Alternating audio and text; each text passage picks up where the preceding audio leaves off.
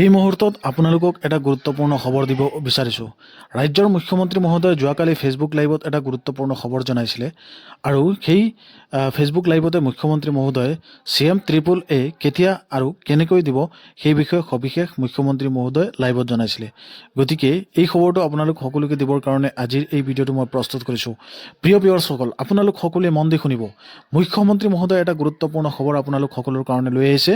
আজিৰ এই ভিডিঅ'টোত আপোনালোক সকলোকে CM-AAA এটা গুৰুত্বপূৰ্ণ খবৰ দিব বিচাৰিছোঁ এই ভিডিঅ'ৰ জৰিয়তে দি। আহক মুখ্যমন্ত্ৰী মহোদয়ে এতিয়া যি লাইভ কৰিছিল ফেচবুক, সেই লাইভত মুখ্যমন্ত্ৰী মহোদয়ে আপোনালোক সকলোকে কি জনাইছিল সেই বিষয়ে আপোনালোকক সকলোকে সবিশেষ জনাব বিচাৰিছোঁ। এতিয়া মুখ্যমন্ত্ৰী মহোদয়ৰ লাইভ যিটো কৰিছিল সেই লাইভৰ এটা অংশ আপোনালোকক শুনাব বিচাৰিছোঁ।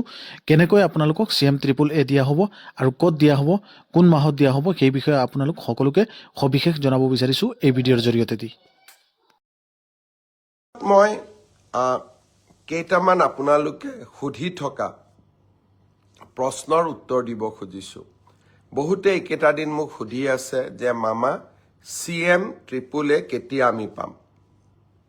আপোনালোকে সকলোৱে জানে এইবাৰ আমি ৭৫,০০০ ল'ৰা ছোৱালীক মুখ্যমন্ত্ৰীৰ CM-AAA এই আঁচনিৰ জৰিয়তে আমি তেওঁলোকক আত্মসংস্থাপনৰ সুবিধা আগবঢ়াম।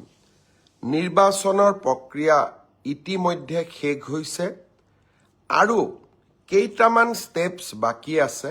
জানুৱাৰী মাহৰ 15 তাৰিখৰ পিছত আমি CM-AAA কোন তাৰিখৰ পৰা দিম সেই বিষয়ে আপোনালোকক অৱগত কৰিম।